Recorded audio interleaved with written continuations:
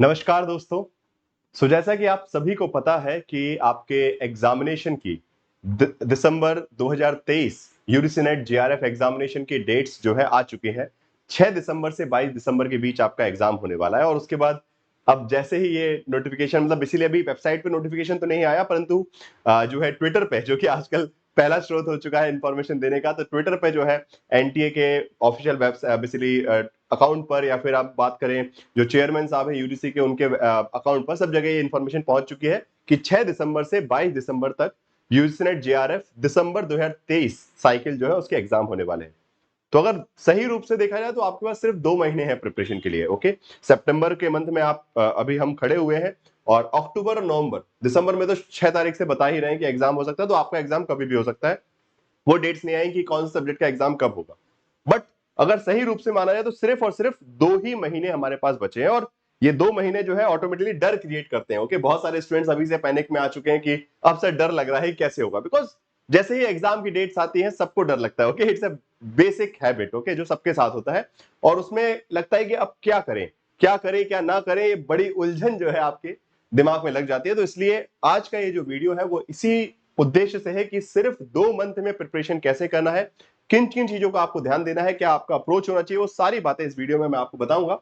सबसे पहले डर से स्टार्ट करेंगे, ठीक है। स्ट्रेटेजी में डेफिनेटली बताऊंगा, बट सबसे पहले डर की बात करेंगे, बिकॉज वही सबसे बड़ी समस्या है जो कि प्रिपरेशन में सबसे बड़ी अड़चन बनता है, और आपके जो है ना कि प्रिपरेशन की मेथड को खराब करता है बीच बीच में, बिकॉज वो हमेशा आपको हाइपर करते रहता है। घबराहट जो है वो हमेशा दिक्कत करती है, ठीक है। सबसे पहले हम उसी की बात करेंगे कि भाई डर को कैसे दूर करना है, ठीक है। तो एग्जाम के डर को अगर दूर भगाने का एक ही तरीका है, ठीक है। अगर आप चाहते हैं कि भाई एग्जाम का डर आपको ना सताए, तो उसको भगाने का सिर्फ एक ही तरीका है। अब ये बातें जो है, ये क्या है, एक तरीका है।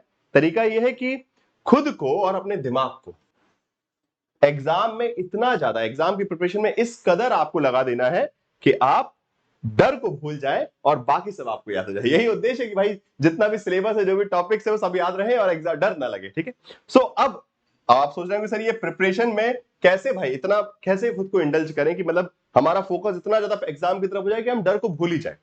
इसका एक तरीका है, और वो स्ट्रेटेजी मैं आपको सही से बताता हूं, ठीक है। अक्सर डर क्यों लगता है, सबसे पहले हमको ये समझना पड़ेगा human psychology. When things are messed up in front of you, okay, जब चीजें बिखरी हुई होती है ना, तो हमको घबराहट होती है कि हम कैसे इसको समेटेंगे। जब रायता फैला हुआ है तो उसको समेटना कैसा बड़ा मुश्किल काम हो जाता है, ठीक है। वैसे ही एग्जाम भी। हम सभी को डर इसीलिए लगता है जब हमारी तैयारी जो है बिखरी हुई है। अगर उसमें सही स्ट्रेटेजी नहीं है, सही प्लानिंग नहीं है, तो वो हम हमेशा डरते रहेंगे कि क्या मैं जो कर रहा हूं वो इनफ है कि नहीं है, और कि ये भी कवर करना चाहिए, यूनिट भी पढ़नी है, पेपर नहीं पढ़ना है, पेपर 2 भी पढ़ना है, और पूरा दिमाग फट जाता है कि अब क्या करें। उस डर को भगाने का तरीका बस ये है कि प्रिपरेशन, सारा दिमाग यहां प्रिपरेशन में लगा दीजिए, और प्रिपरेशन एक सही तरीके से, एक मेथड से, स्ट्रेटेजी से, तो ऑटोमेटिकली डर डर दूर भाग जाएगा, और बाकी सब कुछ जो आपको, बिकॉज डर जो है बहुत सारी चीजें याद भी होने नहीं देता आपको। हमेशा यू कीप क्वेश्चनिंग योरसेल्फ कि यार मैंने जो पढ़ा है वो याद है कि नहीं है। आपको हमेशा यही डर सताता रहता है कि मैं कहीं एग्जाम के दिन भूल तो नहीं जाऊंगी, या फिर भूल तो नहीं जाऊंगा। उन सब का तरीका बस यही है कि आप डर को भूल जाएंगे और बाकी सब याद हो जाएगा। एग्जाम प्रिपरेशन में खुद को इस तरीके से इंडल्ज कर देना है। अब वो इंडल्ज कैसे करना है वो मैं डेफिनेटली इस वीडियो में आपको बताने वाला हूं, बिकॉज सर आप बोलेंगे सर ये तो कहने वाली बात है, बट वास्तविकता में जो हम महसूस कर रहे हैं वो तो आप नहीं समझ सकते। बिल्कुल मैं समझ सकता हूं, बिकॉज मैं भी उस फेज से निकला हूं। आप ही की तरह मैंने भी इस एग्जाम की प्रिपरेशन की है, इस एग्जाम को क्रैक भी किया है, जेआरएफ भी क्रैक किया है। तो कैसे किसी भी एग्जाम को क्रैक करते हैं, और उसके वक्त में क्या स्ट्रेटजी आपकी होनी चाहिए, जो आने वाले 2 महीने हैं उनमें क्या आपको कहना क्या नहीं करना है, वो सब मैं आपको इस वीडियो में बताऊंगा। आप सभी जुड़े रहिएगा अंत तक इस वीडियो में। और सबसे पहले क्या कीजिए, टेक्स्ट बुक सुपर कोचिंग के यूट्यूब चैनल को सब्सक्राइब जरूर कर लीजिए, बिकॉज इसी चैनल पे आपको रेगुलर आपकी प्रिपरेशन, पेपर 1 पेपर 2 की सबकी क्लासेस होते रहती हैं। मेरी जो क्लासेस हैं फ्री क्लासेस, उसके टाइमिंग्स भी यहाँ लिखे हैं। 5 PM पे यूट्यूब पे क्लास होती है, 6:30 PM पे टेक्स्ट बुक ऐप पर क्लास होती है, मंडे टू फ्राइडे, ठीक है। नाउ इसके अलावा टेलीग्राम ग्रुप को जरूर ज्वाइन कीजिए, बिकॉज ये आपको बहुत ज्यादा जरूरत बेसिकली हो सकते हैं इस वक्त में, आपके एग्जाम के वक्त में इसकी बहुत ज्यादा जरूरत आपको पड़ने वाली है। टेलीग्राम ग्रुप को जरूर ज्वाइन कीजिए, जिससे आप रेगुलरली अपडेटेड रहें, प्रिपरेशन में भी अपडेटेड रहें, क्लासेस में भी अपडेटेड रहें, और कंसिस्टेंसी से पढ़ सकें, ठीक है। आपको हमेशा जोड़े रहेगा, बिकॉज बहुत सारे बच्चे वहां पे जुड़े हुए, तकरीबन 7,000 बच्चे जो है इस ग्रुप में है। और जब सब दिखते हैं आपको प्रिपरेशन करते हैं, तो आपका मन करता है कि ठीक है मुझे भी करना है, मुझे भी पूरा प्रयास करना है, ठीक है। चलिए, तो अब जरा बात करते हैं कि इन 2 महीने में प्रिपरेशन प्लान क्या होना चाहिए। एक आइडियल प्रिपरेशन प्लान क्या होगा, हर व्यक्ति का अपना अपना प्लान हो सकता है। मैंने एक स्ट्रेटेजी के हिसाब से कि जो हमारे पास टाइम पीरियड बच रहा है उसमें कैसे प्लान करना चाहिए। पहली स्टेप क्या होगी, फर्स्ट स्टेप, जिसमें मैक्स टू मैक्स आपको 2 या 3 दिन लेंगे, ओके, 2 और 3 डेज मैक्स टू मैक्स, 2 या 3 दिन देने हैं, और आपको करना है proper analysis of the last 2 year previous year paper, पिछले 2 वर्ष के पेपर का उचित विश्लेषण। अब ये विश्लेषण का उद्देश्य क्या है, विश्लेषण में आपको क्या फाइंड आउट करना है, पैटर्न क्या था पेपर का, पैटर्न ऑफ क्वेश्चन, ओके। जैसे मान लीजिए मल्टीपल चॉइस क्वेश्चंस कितने आ रहे हैं, असर्शन रीजन क्वेश्चंस कितने आ रहे हैं, अरेंज द फॉलोइंग क्वेश्चंस कितने आ रहे हैं, मतलब क्रोनोलॉजी वाले कालक्रम वाले सवाल कितने आ रहे हैं, मैच करने वाले कुछ सवाल कितने आ रहे हैं, असर्शन रीजन कितने आ रहे हैं। तो ये अलग अलग पैटर्न्स ऑफ क्वेश्चन वो हर साल आते हैं, ठीक है। तो पहला तो ये एनालाइज करना है, ठीक है। तो आपके दिमाग में पिक्चर क्लियर हो जाएगी कि अच्छा मैं क्या चीज फेस करने वाला हूं, okay. When you have a clarity कि अच्छा ये समस्या मेरे सामने आने वाली है, तो then you can prepare yourself, आप अपने आप को तैयार कर पाएंगे, ठीक है, कि कैसे कैसे क्वेश्चन। और उसके बाद ये भी देखिए कि उस पेपर में ये जो पिछले, मैंने ज्यादा लंबा पेपर की बात नहीं कर रहा हूं कि 5-6 साल के पेपर एनालाइज कीजिए, वो तो प्रैक्टिस के लिए आप यूज कर सकते हैं कि हाँ प्रैक्टिस करना है, चलिए प्रीवियस ईयर क्वेश्चन पेपर लगा लिया। बट सही रूप से अगर एनालिसिस करना है, एग्जाम पैटर्न को समझना, तो लास्ट 2 साल के पेपर, मतलब टोटल 4 पेपर है आपके सामने, शिफ्ट 1, शिफ्ट 2, शिफ्ट 1, शिफ्ट 2, ठीक है। अभी जो मार्च में पेपर हुआ था, मार्च का शिफ्ट 1, मार्च का शिफ्ट 2, उसके बाद जो जून में पेपर हुआ उसका शिफ्ट 1, शिफ्ट 2, तो टोटल 4 पेपर अच्छे से। अब इन पेपर्स में आपको हर यूनिट वाइज देखना है, ये इसमें वक्त, बिकॉज जितना ज्यादा वक्त आप इसमें सही से लगा देंगे ना, आगे का रास्ता बड़ा आसान हो जाएगा। नहीं तो पूरे टाइम कंफ्यूज किया, अच्छा जो पढ़ा है कि नहीं पढ़ा है वो आएगा कि नहीं आएगा, अच्छा जो पढ़ रहे हैं इसमें से कैसा क्वेश्चन आएगा, पूरे टाइम यही खिचड़ी पकते रहती है आप लोगों के दिमाग में। और वो इसलिए बिकॉज आपने शुरू में ये मेहनत नहीं की। तो ये शुरू में जो काम कर लेगा, ये 2-3 दिन का वक्त जो इसमें दे देगा कि अच्छा हाँ यूनिट नंबर 1 हमने देखा, चलिए यूनिट नंबर 1 पॉलिटिकल थ्योरी से कैसे क्वेश्चन आ रहे हैं, चारों पेपर में उठा के पॉलिटिकल थ्योरी के क्वेश्चन एक जगह सेग्रीगेट कर लिए कि ठीक है ये है पेपर, ठीक है, कॉपी पेस्ट किया, वहां से कॉपी पेस्ट करके एक जगह इसलिए डॉक फाइल में बना लिया कैसे भी करके। तो अब आपको क्लियर है कि अच्छा हाँ पॉलिटिकल थ्योरी से ये हद है, अब इसमें से मुझे क्या आता है क्या नहीं आता है। फिर आप देखिए अच्छा ये वाला पार्ट जो है आराम से मेरे नोट्स में कवर होता है, सब कुछ पढ़ता हूं। तो वो चीजें जो है आपको सेग्रीगेट करनी है सबसे पहले कि किस यूनिट से, यूनिट जैसे पेपर 1 में पेपर 2 में दोनों जगह, ठीक है, ये काम एक्सरसाइज जो है दोनों जगह एप्लीकेबल है। 3 दिन की जगह 4 क्या मैं बोलता हूं 5 दिन लग जाए कोई दिक्कत नहीं, पर ये 5 दिन आपको आगे के सारे दिन जो ना इतने सॉर्टेड रहेंगे, आपको क्लियर पिक्चर रहेगी कि हाँ मुझे ये पढ़ना है ये नहीं पढ़ना है, और जो किस टॉपिक में मुझे कितना आता है कितना नहीं आता है वो भी पता चल जाएगा वहां पे, ठीक है। वो क्वेश्चन पेपर जो है आपको वहां पे कुछ अटेम्प्ट नहीं करना है, आपको क्वेश्चन पेपर देखना है बैठ के, अच्छा ये क्वेश्चन आया, ठीक है, पॉलिटिकल थ्योरी का क्वेश्चन है, अच्छा पॉलिटिकल थॉट का क्वेश्चन है, अच्छा हायर एजुकेशन क्वेश्चन है, उसको सॉर्ट आउट करके अच्छा हायर एजुकेशन में कैसा क्वेश्चन आया।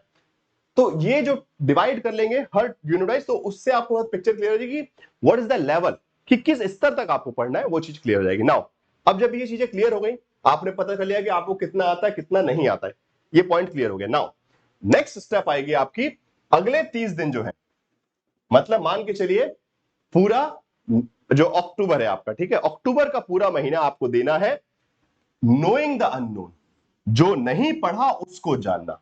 बिकॉज बहुत सारे बच्चे हैं जो ऐसे हैं जो नेट क्वालिफाई कर चुके हैं, ठीक है, फाइन, या फिर प्रिपरेशन किए, थोड़ा बहुत तो आता है, तो जो आपको आता है उसी को बार बार पढ़ के कुछ फायदा नहीं, जो नहीं आता उस पर मेहनत करनी है। तो बिकॉज अगर आपको एग्जाम क्रैक करना है, you need to be better than the other students.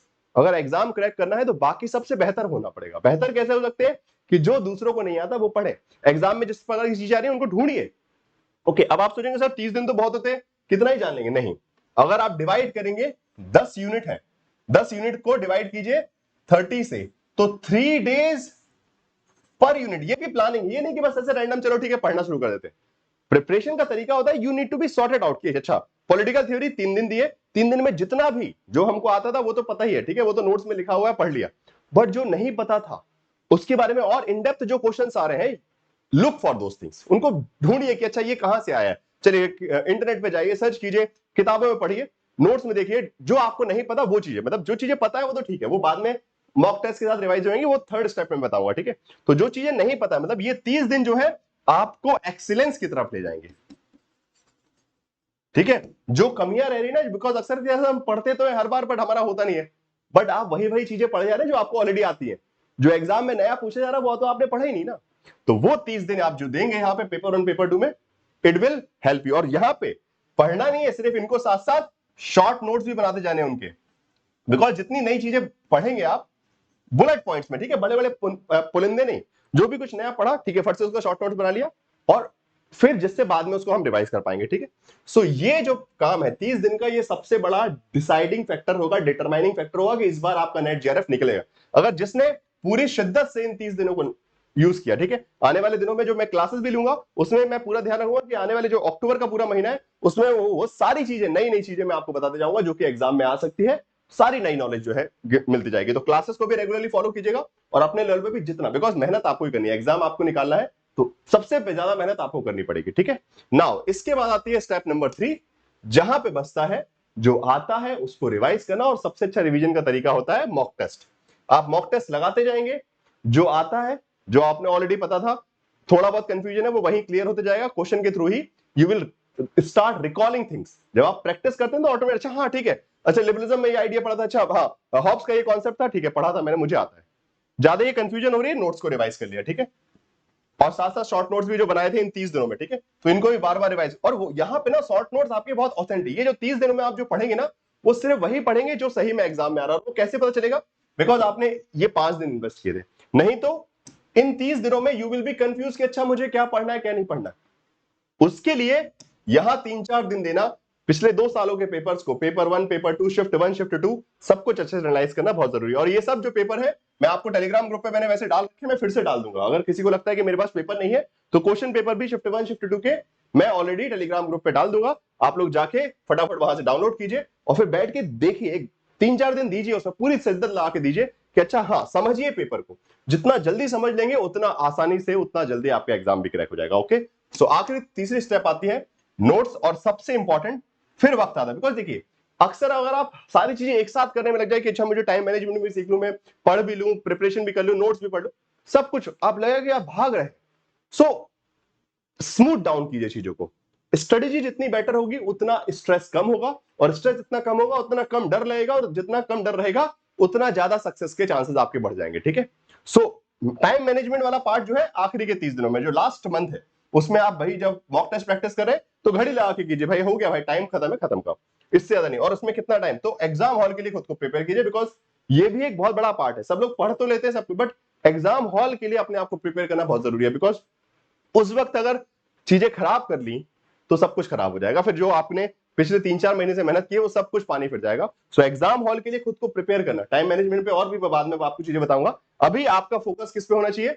अभी थर्ड स्टेप पे, अभी जैसे जैसे टाइम आएगा तो मैं और चीजें आपको बताऊंगा कि अच्छा कैसे कैसे मॉक टेस्ट प्रैक्टिस करनी है, नोट्स कैसे रिवाइज करने हैं, टाइम मैनेजमेंट कैसे करना है, इन सब के लिए वीडियोस आपके पास आते रहेंगे। बट अभी जो आपका फोकस है इन चीजों पर रहेगा। ये 30 डेज जो है ये आपके सही में इस बार डिटरमाइनिंग फैक्टर रहेंगे। बिकॉज जब आप यहां मेहनत करके समझ लेंगे कि हाँ मुझे क्या आता है क्या नहीं आता है, मुझे क्या पढ़ना है, और उस पर आप पूरा फोकस यहां लगा दीजिए 30 दिन में, डेफिनेटली मैं गारंटी लेके बोल रहा हूं आपका जेआरएफ इस बार डेफिनेटली होगा। ओके, और साथ साथ ये एक सेल चल रही है, बप्पा मोरिया सेल, जो कि आज आखिरी दिन है 31 तारीख। सो टेक्स्ट बुक सुपर कोचिंग में, बिकॉज बहुत सारी चीजें आप लोगों को नहीं पता, और वो फायदा तभी मिलता है जब आप कोर्सेज ले लेते हैं। तो जो बेसिक चीजें हैं उसके अलावा आपको एक्स्ट्रा एडवांस चीजें जो है सारे कोर्सेज वगैरह मिल जाएंगी।